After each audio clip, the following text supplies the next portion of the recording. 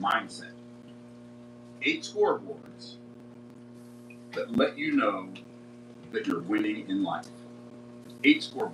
I want to tell you what the 8 scoreboards are first so you can anticipate. The first one is focus. And I'm going to give you some frameworks for all of these. The first one is focus. It's a scoreboard. Focus is a scoreboard. Faith is a scoreboard.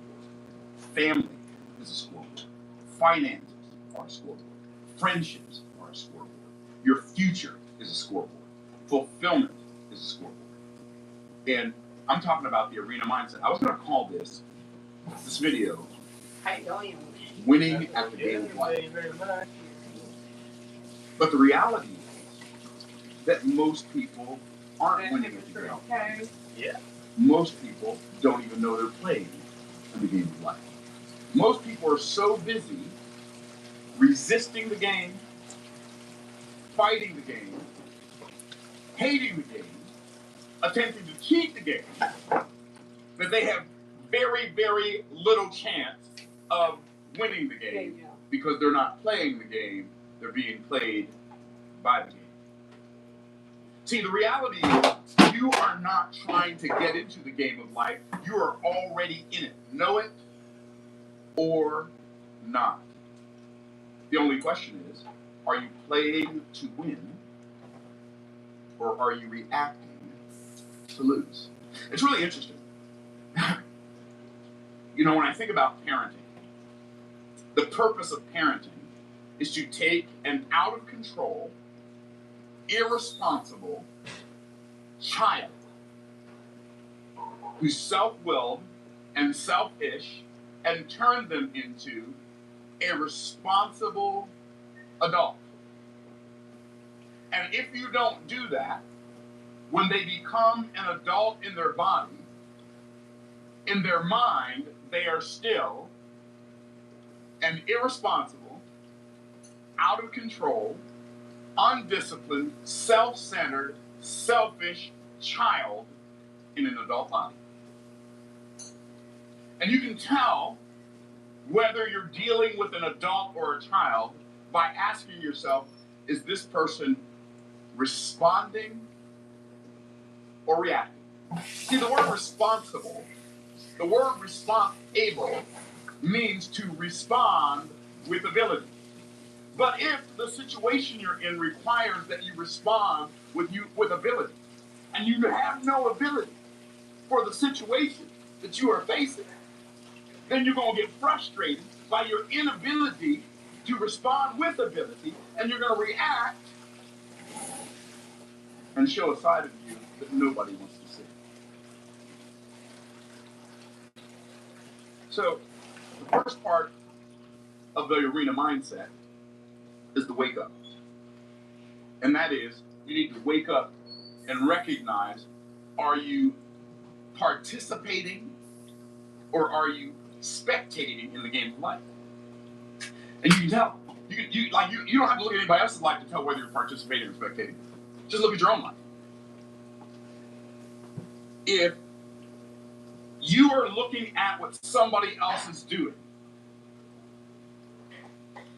and that gets you more excited than what you are doing, you are a spectator, not a participator.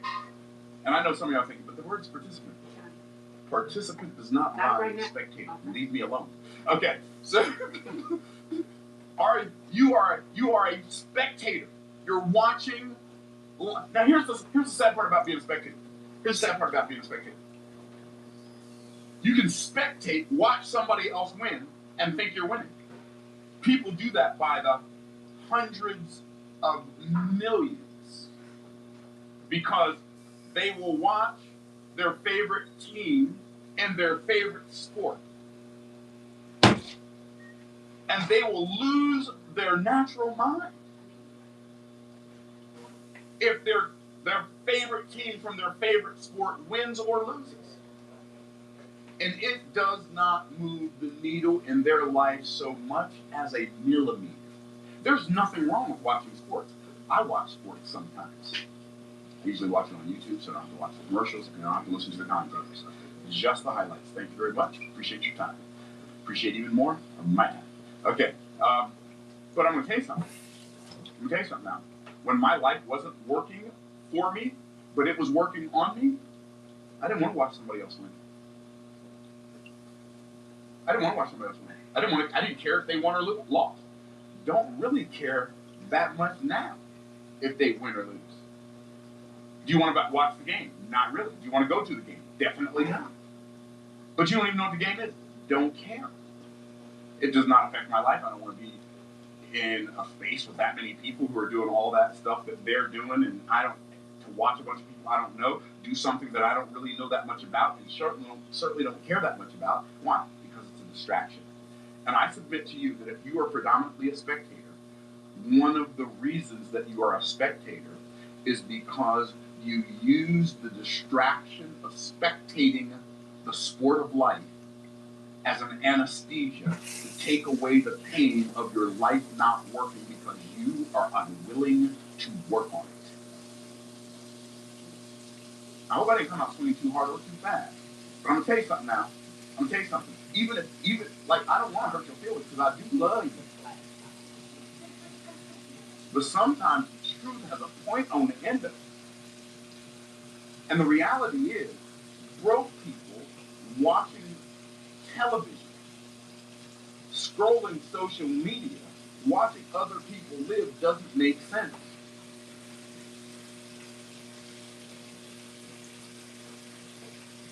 If you're not winning in life, why would you want to watch somebody else win when you could be putting that same time, effort, energy, focus into winning for yourself and your family? Like, if you don't want to win for yourself, for your family, don't you want to give your children a chance? Don't you want to give your grandchildren a better chance than you had? My parents did way better for us than they did for themselves. By the grace of God, I've done better for my children than my parents did for me. By the grace of God, I hope they do better for their children than I did for them. But I can't do that if I'm distracting myself with the anesthesia of who won this and what television show is on and who's saying what on social media. Even, I think, anyway, let me ask you a question. Do you spend more time spectating or participating? You spend more time watching other people win. And by the way, there's nothing wrong with watching other people win, especially if you're watching them win to get a strategy for how you win. That's a good idea. That's actually a good idea, right? That way you don't have to figure out all the moves by yourself. But if you're just watching to pass the time and take away the pain of your life not working, I would highly suggest that you engage in some new activities. I feel like I know some things. I know more than I used to know. In fact, I know a lot more than I used to know. In fact, I know a lot more than I do last night. Why? Because I'm not going to let a day go by where I'm not learning. Why? Because every day that goes by that I'm not learning something, I am getting further and further behind. And so, it's fascinating to watch people spectate. I'm going to tell you something.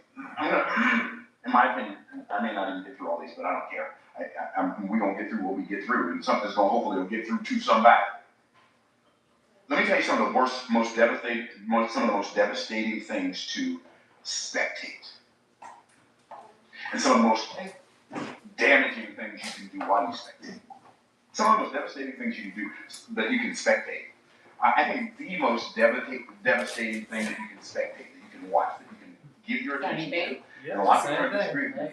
But if you disagree with me, why are you watching me on YouTube? I'm talking to you right there. You right there watching me right now on that YouTube camera, on your television, on your phone, or whatever you look at me on. If, when you're watching this, you disagree with me, I want you to look at your life and ask yourself, is my life working the way I want it to? Because if it ain't, this might be the problem. So, number one, apart from apart from like pornography and like stuff that's blatantly evil, right? Apart from that, I'm not talking about people who are watching that kind of stuff. I'm talking about people who just everyday life watching stuff that most people watch. So worst thing you can watch is the news. The worst thing that you can pay attention to is the news. Reading the newspaper, watching the news, listening to the news on the radio, listening to NPR, watching CNN, constantly negative news, ABC, always been corrupt news, slide the Fox News. I don't care which brand of news you're watching. All it's doing is filling your mind with God. I know what it is. Which causes you to lose energy on top of it. Which causes you not to have energy when you start counting your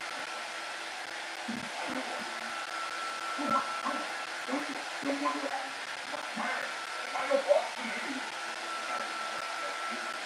maybe that. If I don't watch the news, I want to go home. I'll never get to that. But you can think it's going on in the middle. This is about the blows my mind. Everybody has an opinion about everything going on in the world, and they can keep their life. But you got to decide, and dad will work. It used to be me. I'm not judging you. They used to be me. But at least I wasn't watching the news while I was trying to figure out what I was going to do. Wasn't filling my head with a whole bunch of problems I can't solve. And by the way, from a biblical perspective, the Bible tells us not to watch the news. Say, is that in the Bible? It is. Finally, brethren, whatsoever things are true, whatsoever things are just, whatsoever things are honest, whatsoever things are pure, whatsoever things are lovely, whatsoever things are good report, the virtue of the meaning praise, think on these things. The news is the exact opposite of all of those. But you want to watch the news, think about what God told you not to think about, then talk about, I can do all things through Christ who strengthens me. Not if you ain't doing verse 8, you can't.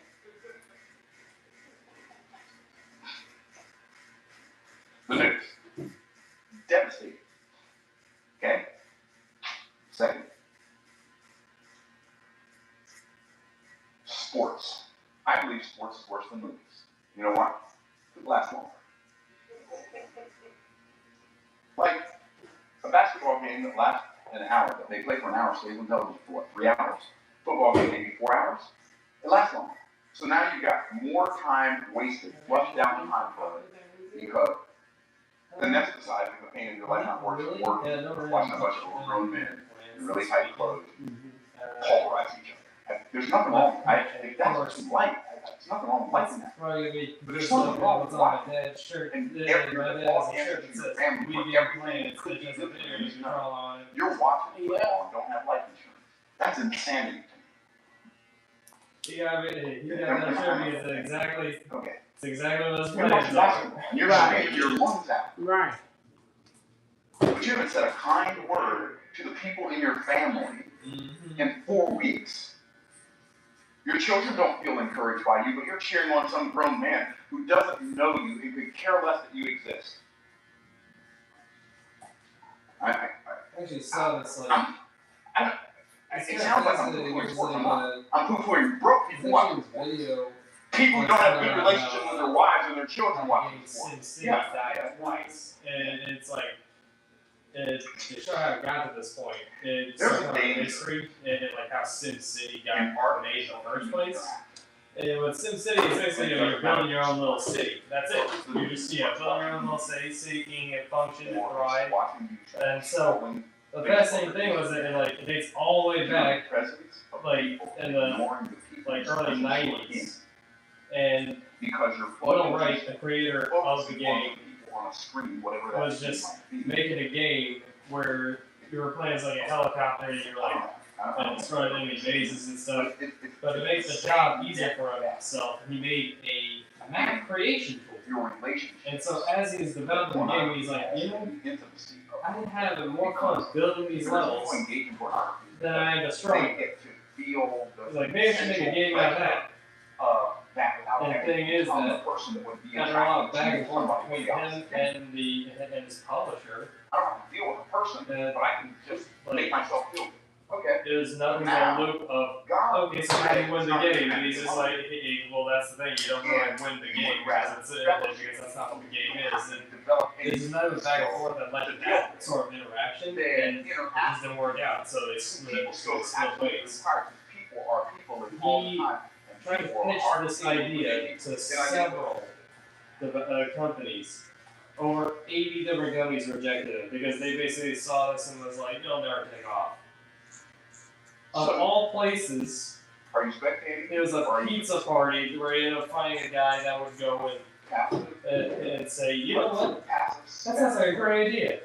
We'll form our own company together. I'll invest money in it. And that's when they formed the company Maxis, and that's when they made the game SimCity. It was originally going to be called Micropolis, but the thing is that it was copyrighted, so that's why they went SimCity, because it's simulating a city. So fascinating. Richmond Dim is one of my clients. He's one of my highlight clients. He did a video on why I talk about it. He did a video called I Paid My Own. It's just kind of funny, like, he did not give up. He kept going to different companies. Eventually he made a game that really had no competition because, again, it was a new idea. Mm-hmm. My ring is a scam. Well, clearly. Scam. Right? Because if I'm a scammer, now you don't. That's why I like your imagination.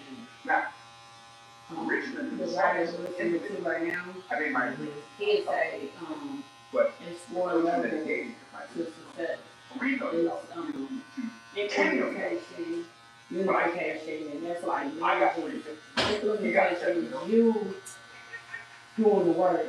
Unification is you managing somebody doing the work. Then it's communication is the second, the unification is lower. The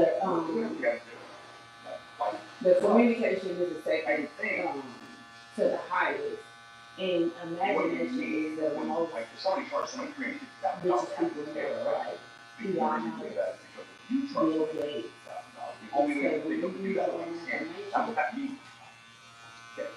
That's where your real creativity comes from.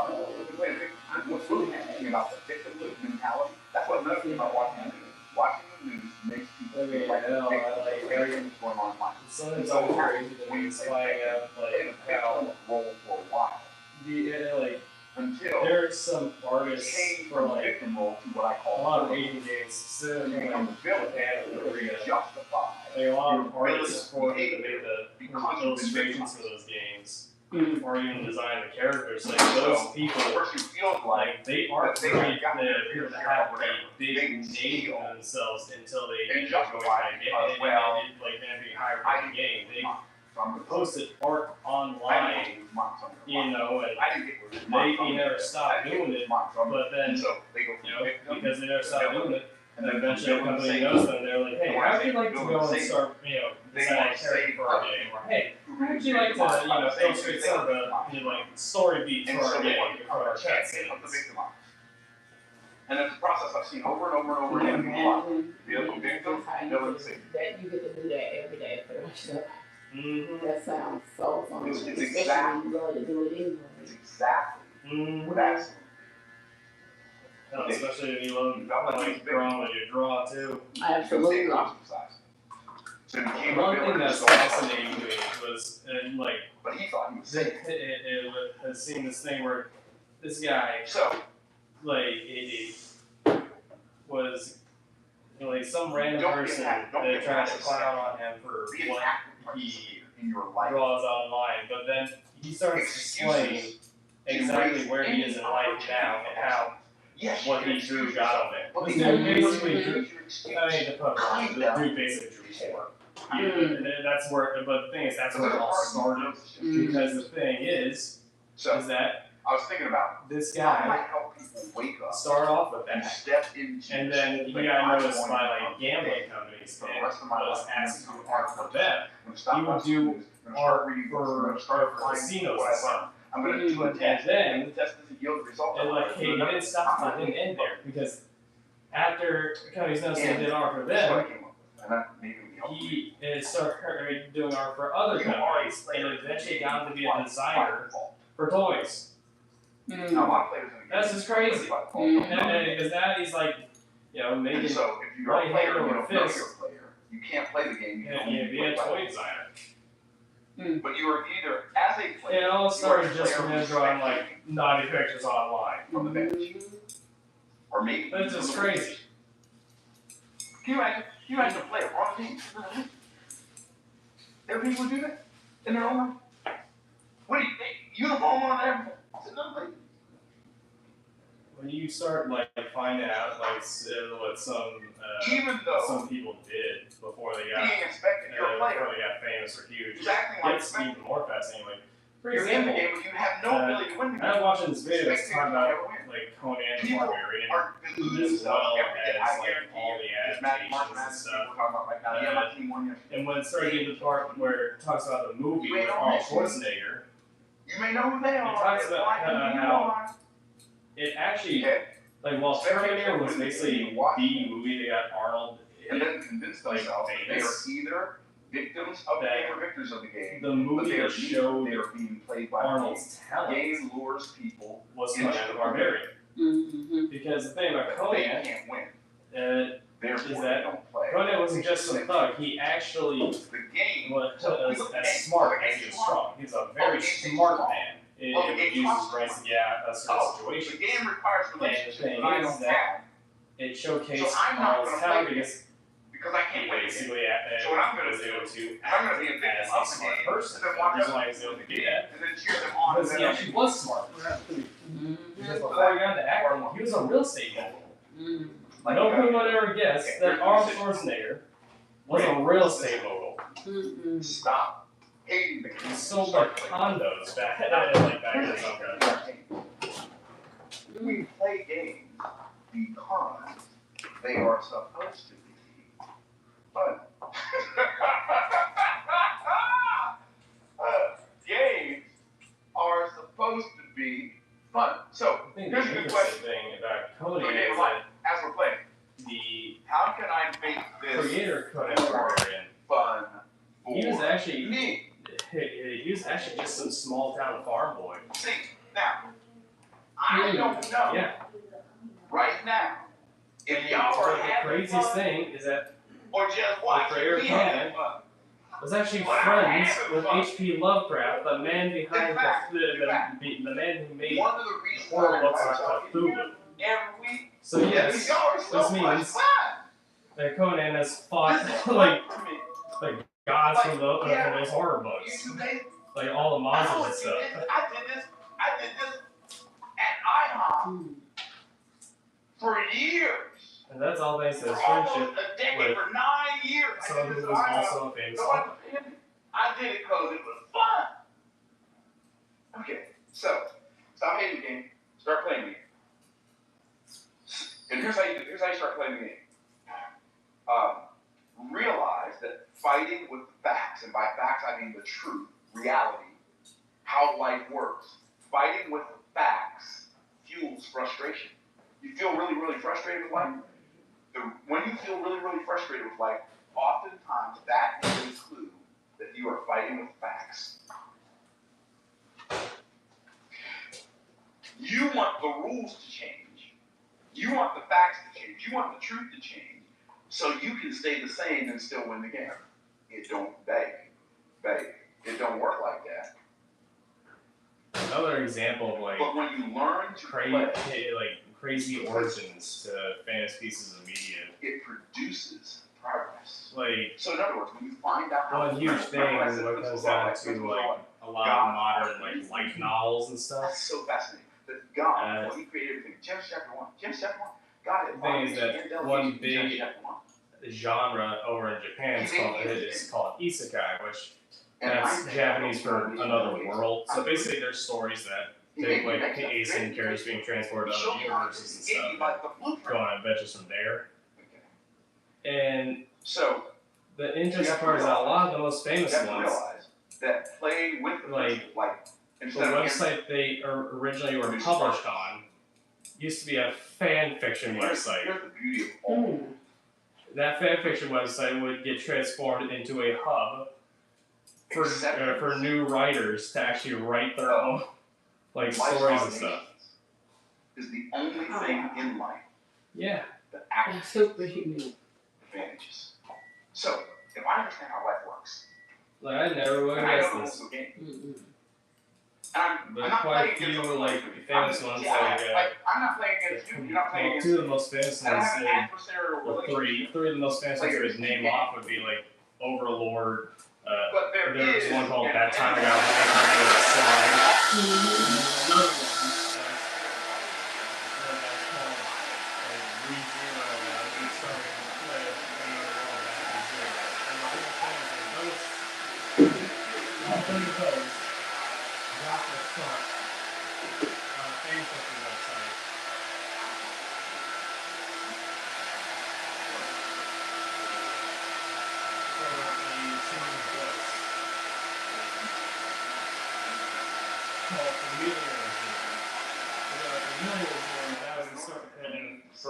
Familiar Zero, that whole thing was basically about a guy who got summoned from our world to a world of like wizards and stuff, kind of like Harry Potter, right? It's like a magic school. But the thing is that one of the students ends up summoning the main character as their familiar. It's like fan fiction for that series of books. Like a fan fiction website for that series of books, and it'd be the might be a literary website for new writers to make other famous works. People don't serve in their giftings because they're afraid of what they think other people will think. They're not even afraid of what other people think. They're afraid of what they think other people think. Because the reality is you don't know what other people think. And if they're going to think about you, you don't even have to do anything for them to think about it. They're going to think about it anyway, so you might as well just go ahead and do the thing. Is anybody tracking? And so, the world fights against us in the game of life by me having this belief, this feeling that I need you to believe something about me. Now, when I don't need you to believe anything about me, now I'm okay with, I don't like it, but I'm okay with it. I'm okay with being misunderstood. I'm okay with people assigning ill motives to my doing of a thing. I'm okay with it because I know that I have the hate of God. I'm going to be responsible. There's one video that I always find to be funny. It's a small video that's from Stan Lee. That's on you. And I can't fix that. One of the most, number two, this is the biggest, like the whole deal, it's a short video, and probably like 2 minutes long, but it's always funny to me just because of like what he addresses and like how he addresses it, which is basically, I guess one type of fan letter he would get so frequently is who would win in a fight between 2 different characters, and he says, it doesn't matter. It's like one type of letter I always get is Stan Lee. What? Who would win in a fight between the Incredible Hulk and Spider-Man? Well, you're the Incredible Hulk. He can lift 10-ton cars and all this. You know, the answer is whoever I want to have win in the story. Because at the end of the day, the one with the real power is the one who wields the pen. Here's the rule. This helps me get all. And I'm so sick of being asked such bone-headed questions. I'll be 65. So here's the rule. If something, anything, has a limited upside and an infinite downside, it is always a hard no. Hard no. That's why I don't ride a motorcycle. I used to ride a motorcycle. I love riding motorcycles. Love riding motorcycles. I only have one problem with riding a motorcycle. Too many Florida drivers, and I am a motorcycle idiot. You say, what do you mean you're a motorcycle idiot? You know those people who can't ride a motorcycle slow? That's what he means. I don't ride it fast because I'm in a hurry. I ride it fast because it'll go fast. Right? And you define motorcycle idiot. Put that in a mix with Florida drivers. Because you have death and devastation. You have limited upside, you go fast, feel good, I'm pull it not wide. about to put it in that one. Unlimited downside. Can you Right? Put your arms over there, your legs over there, your head down. No, I'm not doing that. Right? So when my children were little, I stopped riding motorcycles because I'm fastening them in so if you get in an accident, nothing happens to them.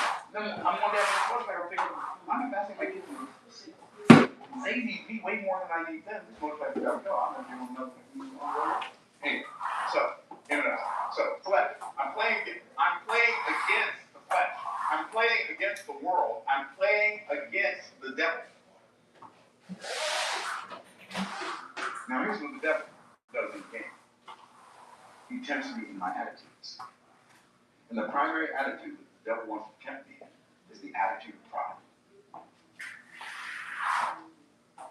And the anti-venom is Satan's serpent. The anti-venom or the venom of pride is gratitude. Never forget that it's all a gift. Okay, figure through that. Coming down short enough. Oh, I've been married for 40 years. You might give me a mere second. I worked little hard to know else. this business. I'm sorry. Yeah. Hold on. It's fine. Let me see something. But man, I had to read all those books. Do you understand your ability to read is a gift? You could have been born in a country that didn't even have a written language. And you think you doing all that because you read the books? Child, please. You were born into a family that gave you the advantages that you have. And they may have been dysfunctional. In fact, I'm sure your family was dysfunctional. I'm 64 years old and have never seen a fully functional family. They're all dysfunctional. Because they're all made from dysfunctional humans. You get a dysfunctional man that marries a dysfunctional woman, and they have a bunch of dysfunctional children, and then they have a dysfunctional family. Why? Because we have a sin nature. But I'm telling you, I have no place. Somebody asked me, in fact, I was being interviewed on a podcast recently. I'm not going to tell you which podcast is going to be coming out pretty soon. And he asked me, so what things are you proud of? I said, I'm not really proud of anything. I don't think in those terms because I realize that everything good about me is a gift. Even the stuff that I've worked hard at. My intention and decision to work hard at those things, that was a gift. Do you realize that everybody didn't grow up in a house where they had a father and a mother who made them work hard? By the way, when you were growing up in a house, you got a father and a mother who makes you work hard. You don't feel like a gift, does it? Right? Can I get a witness for the young people in the room? Hallelujah. Okay, you don't have to say anything. Yeah, I don't know your parents are watching, but I know. Okay, so it don't feel like a gift. When my dad woke us up on Saturday at 7 o'clock in the morning talking about, you ain't gonna sleep all day at 7 o'clock in the morning on a Saturday, Dad. We wouldn't say that. We might think it, but we wasn't gonna say it. The consequences were, that was one of those limited upside, unlimited downside things. Okay. And so no. Okay. So here's what I'm gonna do. I want to get to this part, and then I'm gonna give you the 7 score, the 8 score. You ready? The framework. Every game has rules. You're already. This is good news. I'm still putting Life feels really, really hard right now. There are some rules of the game that you are not playing.